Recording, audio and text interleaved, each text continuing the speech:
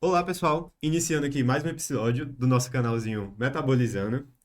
Hoje a gente vai falar sobre o conteúdo de destino metabólico dos lipídios. Meu nome é Luiz Lima. Eu sou o Gabriel. A gente vai daqui iniciar esse processo, certo? Como que se dá a digestão de lipídio, como se dá o metabolismo dele e produção de corpos cetônicos para a produção de energia, certo?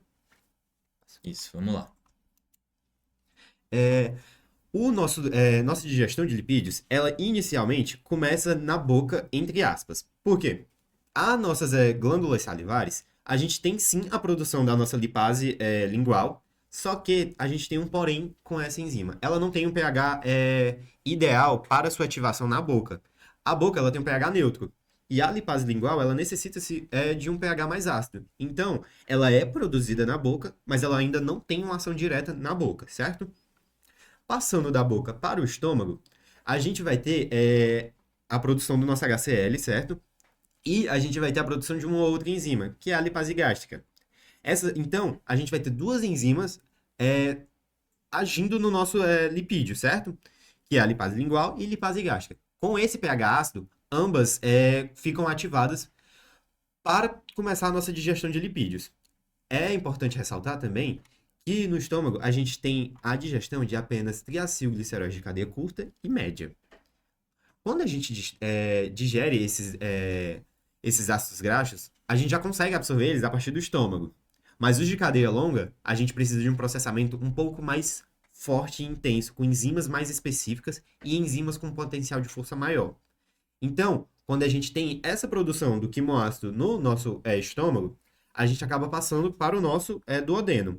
No duodeno, a gente vai ter a produção e estímulo da secretina, que é o nosso hormônio para estimular a secreção do suco pancreático.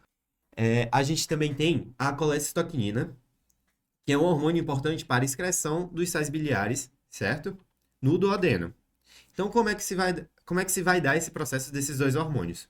A gente vai, quando tiver a secreção do suco pancreático, ele vai vir para alcalinizar o meio, certo? Então, a gente vai ter a transformação do quimo para quilo, certo?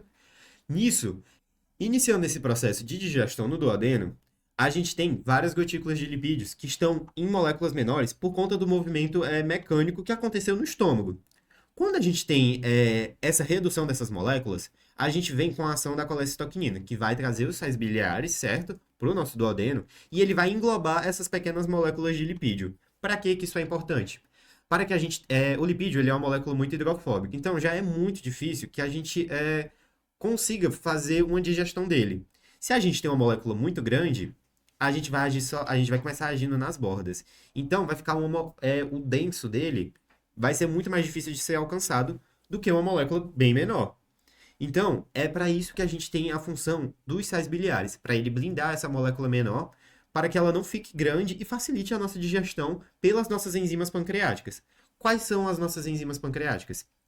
É, as nossas enzimas pancreáticas responsáveis por digerir o nosso lipídio são três as principais, que é a fosfolipase, a lipase pancreática e a colesterol-esterase, certo? Cada um vai agir em um lipídio específico. A fosfolipase, ela vai agir no fosfolipídio, quebrando o fosfolipídio em lisofosfolipídio e duas moléculas de ácidos graxos, certo? A colesterol-esterase vai agir no éster de colesterol, liberando a ligação éster, formando um colesterol livre e um ácido graxo, certo? A lipase pancreática, ela vai agir no triacilglicerol, gerando uma molécula de 2 monoacilglicerol e dois ácidos graxos. Quando a gente tem a formação dessas pequenas moléculas do lipídio, a gente vai englobar elas todas e juntar em uma coisa chamada de micelas.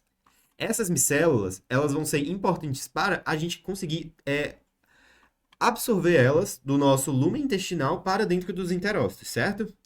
Lembrando que elas vão ser absorvidas por endocitose no nosso enterócito. Agora é contigo. Perfeito. Vamos lá continuar então, pessoal. Pronto, como o Luiz estava falando, a gente precisa dessas micelas para que a gente consiga absorver esses lipídios, né? Então a gente vai ter essas micelas com todos esses lipídios que foram digeridos, então eles já estão em uma forma menor, né? e estão todos envolvidos por esses sais biliares, são extremamente importantes nesse processo de digestão, que basicamente o que vai acontecer agora, né? Esses lipídios que foram digeridos e já estão em partículas menores, vamos dizer assim, né? Os ácidos graxos, o 2-monacilglicerol, colesterol livre e o lisofosfolipídio, eles vão ser entregues para o enterócito, enquanto os sais biliares que estavam presentes na micela vão continuar, né, no intestino até o íleo terminal, onde eles vão ser reabsorvidos, tá? Então, o que vai entrar no enterócito vão ser apenas os lipídios que foram digeridos, tá bom? Então, vamos passar aqui para o próximo. Então, pessoal, quando a gente tem a entrada desses lipídios que foram digeridos, né, eles vão sofrer um processo chamado de reesterificação. Ou seja, agora eles vão se ligar novamente, né? Por isso que o nome é reesterificação, porque vão formar ligações ésteres novamente, vão ficar mais complexos novamente, né? Para a gente formar uma apolipoproteína, uma lipoproteína chamada de quilomicron, tá, pessoal? E é por meio do quilomicron que a gente vai ter, por exemplo, a saída dele por meio dos vasos linfáticos e só posteriormente que ele vai entrar na nossa corrente sanguínea, tá? Isso acontece porque o quilomicron é uma molécula muito grande, então ele não tem a capacidade de entrar diretamente na nossa corrente sanguínea, tá? Então, primeiramente, ele passa para os vasos linfáticos para só depois entrar na nossa corrente sanguínea, tá certo?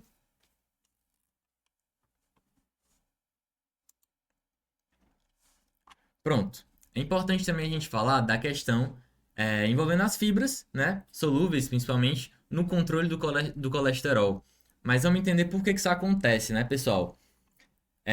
As fibras solúveis, quando elas estão lá no nosso duodeno, né, e a gente tem uma ingestão de fibras solúveis, as fibras solúveis elas vão se ligar com esses sais biliares, impedindo com que os sais biliares eles façam a emulsificação, tá?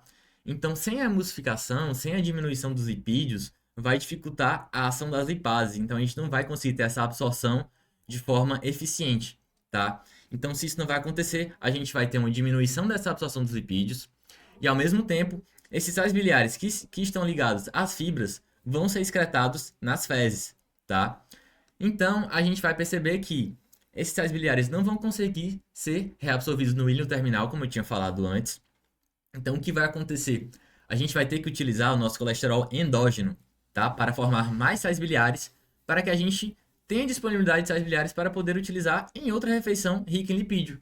E assim a gente vai conseguir reduzir o colesterol endógeno no nosso corpo. Por isso que as fibras são importantes nesse processo, tá bom? Vamos lá. Agora a gente tem aqui um pouquinho da estrutura do lipídio, né? Como a gente já viu bastante durante o semestre, né? Só mostrando que o triacilglicerol ele tem uma molécula de glicerol e mais três de ácidos graxos, né? Uma coisinha aqui que a gente já viu bastante também durante o semestre. E agora falando um pouquinho sobre a mobilização de gorduras, tá, pessoal? Então a gente consegue perceber por esse esqueminha aqui que a gente vai ter, primeiramente, uma ação hormonal, né? O hormônio vai se ligar aos receptores presentes na membrana, né? Vou passar no outro slide que ele vai estar um pouquinho mais, mais presente do que a gente viu nas aulas, né? Então vamos ficar aqui nesse aqui mesmo. Como eu tinha falado, a gente vai ter a ação dos hormônios, pode ser o glucagon, a adrenalina, vai ter essa interação com o seu receptor via proteína G, né? A gente vai conseguir fazer com que a adenilato ciclase ela consiga fazer com que haja a conversão de ATP em AMP cíclico, tá? Quando a gente tem essa conversão de ATP para AMP cíclico, o AMP cíclico a gente já viu também que ele é importante para ativar a proteína quinase, né, pessoal? Então, o que vai acontecer? O AMP cíclico se liga com as subunidades regulatórias da proteína quinase e, consequentemente, vai fazer com que as subunidades catalíticas da proteína quinase fiquem ativas e sejam liberadas, tá? Então, o que é que vai acontecer, pessoal? A gente vai ter essa proteína quinase ativa, né? Que vai ter aquele papel que a gente já viu também, que é o papel de fosforilação, né? E é aquele mesmo processo que a gente vê no processo de glicogenólise, né? Só lembrando que é uma coisa que a gente já viu também, tá? Então a proteína quinase o que ela faz? Como eu tinha falado, ela faz esse processo de fosforilação. Então, inicialmente, ela pode fosforilar a perilipina, tá, pessoal? Que ao ser fosforilada, ela vai se dissociar de outra proteína que também está presente aí no adipócito, que é a CGI58, tá? E ao mesmo tempo, a proteína quinase ativa também vai fosforilar uma lipase, uma enzima chamada de lipase hormônio sensível, tá? Então vamos começar aqui entendendo como é que acontece esse processo da quebra do triacilglicerol. Vamos lá para a imagem. Como a gente viu, a perilipina fosforilada, ela vai se dissociar com outra proteína chamada CGI58, né, como está aqui na imagem. E essa proteína CGI58, ela vai conseguir recrutar a primeira lipase desse processo, que a gente chama de lipase do triacilglicerol do tecido adiposo. E o que é que ela vai fazer? Ela vai permitir com que o triacilglicerol seja convertido em diacilglicerol. Ou seja, a gente teve a liberação de ácido graxo, certo? Agora, a gente vai ter a molécula aí de diacilglicerol que precisa também ser quebrada. E agora vai ser digerida por meio da lipase hormônio sensível, aquela lipase que eu tinha falado que tinha sido fosforilada pela proteína quinase, tá? Após essa digestão, a gente vai ter agora um monoacilglicerol, porque teve a liberação de outro ácido graxo, certo? Então, o monoacilglicerol precisa ainda ser digerido e vai ser digerido agora pela última enzima do processo, que vai ser a lipase do monoacilglicerol, tá?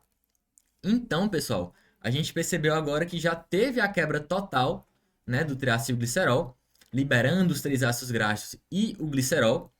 E aí eles vão ser agora transportados, né, pessoal? Eles não vão ficar agora no adipócito. Então a gente percebe aqui, por exemplo, que lendo o tópico, né, os ácidos graxos não vão poder ser transportados de forma livre no nosso sangue, como eu tinha falado.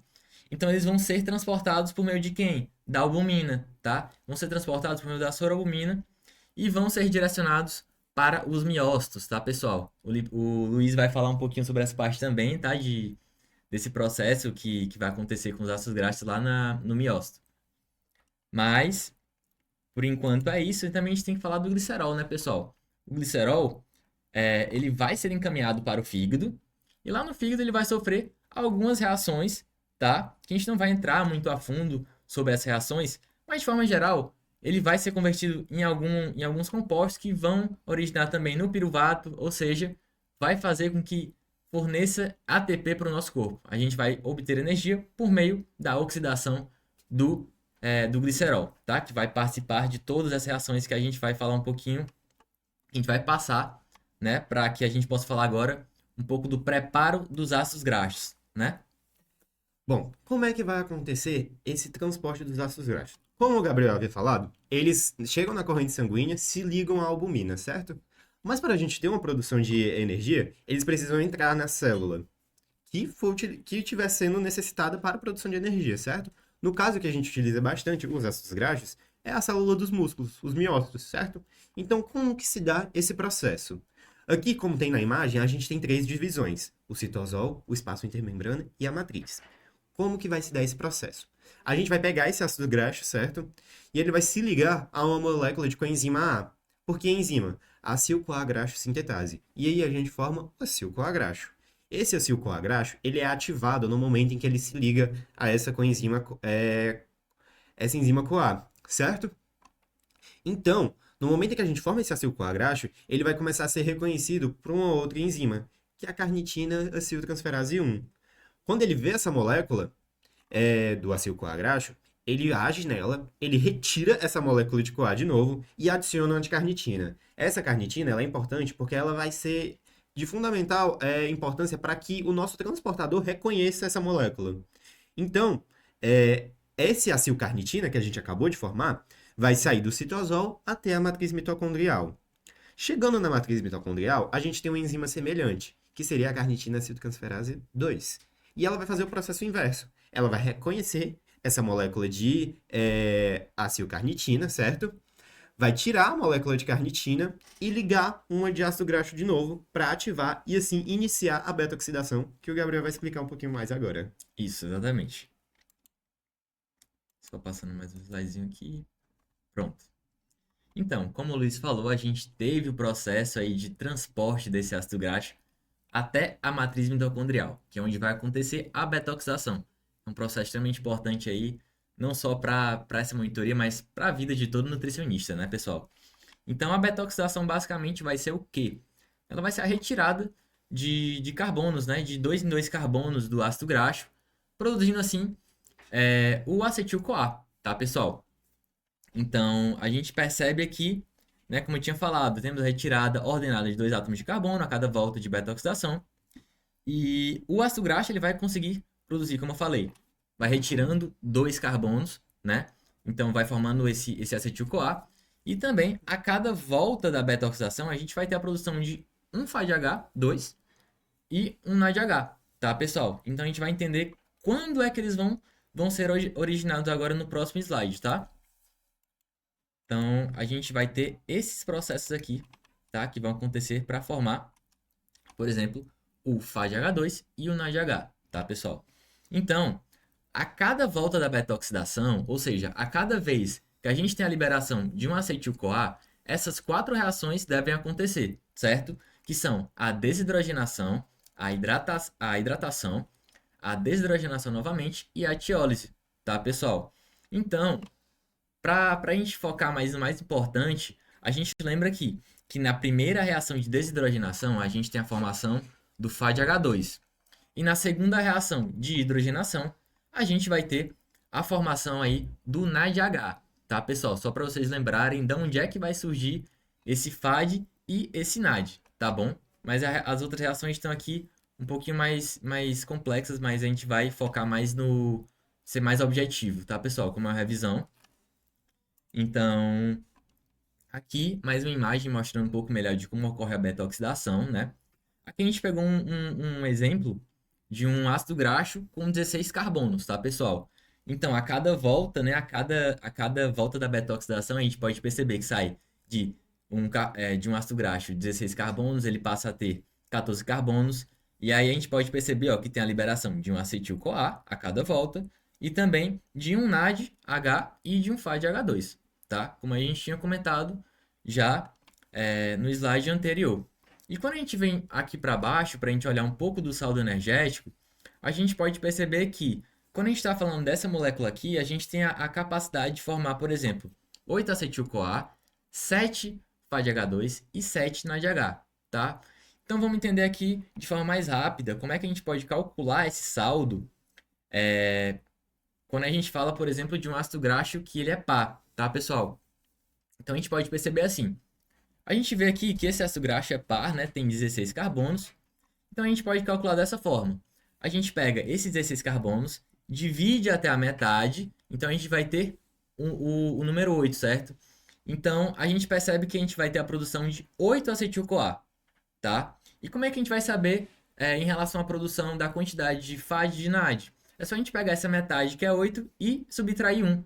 Então a gente percebe que a gente vai ter 7 FAD, 7 FADH2 e 7 NADH, tá? Então, resumindo, quando a gente vai ter, por exemplo, um ácido graxo de 16 carbonos, a gente tem a produção da metade dele de acetil-CoA e a metade menos um de FADH2 e de NADH. Então vão ser 8 acetil-CoA, 7 FAD e 7 NAD, tá, pessoal? Também é bom ressaltar que o número de FADs e de NADs também é o número de voltas que essas reações acontecem. Certo Isso, mesmo. exatamente. Pronto. Passando um pouco sobre a beta-oxidação dos ácidos graxos insaturados, qual é a diferença dele para um ácido graxo normal? O insaturado é que ele tem uma dupla ligação em alguma das ligações dele, ao longo da sua cadeia, certo? Então, toda vida que a gente vai ter esse complexo de 4 reações, a gente vai precisar de uma enzima a mais, que no caso seria uma isomerase, que ela vai tirar essa dupla ligação e colocar no final da cadeia, e assim as outras 4 enzimas que o Gabriel já havia falado vão acontecer normalmente, certo? Perfeito. Pronto.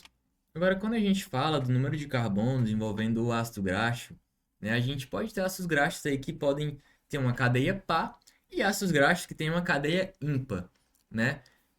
Eu falei bastante agora do ácido graxo com uma cadeia par, que no caso foi o 16 carbonos, né? Então, acredito que a gente pode focar mais agora no ácido graxo que tem uma cadeia ímpar, né, pessoal? Então, o que é mais importante do ácido graxo que tem a cadeia ímpar? É que a gente pode perceber que, por exemplo, quando a gente tem um ácido graxo que tem 15 carbonos, a gente vai quebrando, né, na beta-oxidação, como eu tinha falado, sempre ele tirando dois carbonos em forma de acetil-CoA, e no final a gente percebe que podem sobrar apenas três carbonos, tá, pessoal? E esses três carbonos, eles vão ser liberados aí em forma de propionil-CoA, tá? Então a gente não vai liberar mais dois carbonos liberando e deixando um livre, tá? Isso não vai acontecer. Quando é um ácido graxo com a cadeia ímpar, a gente vai sempre ter esse propionil-CoA restando, que ele tem três carbonos, tá, pessoal? E é importante também a gente ressaltar que o propionil-CoA, ele é um precursor do succinil-CoA. Então, quando o succinil-CoA for formado, ele também vai poder ir lá para pro ciclo de Krebs, que é um local onde ele atua também, tá, pessoal? Então, agora falando um pouco mais dos corpos Dá cetônicos. um pouco sobre a produção de corpos cetônicos. Como é que a gente vai iniciar essa produção de corpos cetônicos? A gente viu que a gente tem a beta-oxidação, certo? E ela, por si só, produz muita energia. Um lipídio com 16 carbonos consegue produzir até 108 ATPs. E por que que isso não acontece estritamente a todo momento? É, a, a beta-oxidação ela é altamente dependente do ciclo de Krebs para que isso aconteça, porque ela vai ter o acetil-CoA e vai ser metabolizado lá e vai ter aquela quantidade exacerbada de ATP sendo formados. Só que a gente tem que partir de um ponto em que a gente está em um momento catabólico. E a gente não vai conseguir produzir sempre o oxalacetato. E o pouco que a gente tem nesse processo de catabolismo vai estar sendo utilizado para a formação no fígado em glicose. Então, a gente vai ter essa via do ciclo de Krebs um pouco reduzida. E aí a gente já não vai mais ter tanta produção de ATP como a gente já estava tendo nas beta-oxidações. Então, o nosso corpo, ele é inteligente e ele fez uma outra maneira de continuar produzindo energia por meio desses corpos cetônicos. E o que é que vai acontecer? A gente vai ter esses acetis-CoAs, certo? Que aqui vai acontecer também quatro reações que não precisam saber a enzimas, inclusive. A gente vai ter a condensação dos acetil-CoA, a gente vai ter a formação do acetoacetil-CoA nisso, e aí a gente vai condensar mais uma molécula de ácido graxo aí, e a gente vai formar o famoso HMG-CoA. Esse HMG-CoA, ele vai ser quebrado em uma molécula de acetato, certo?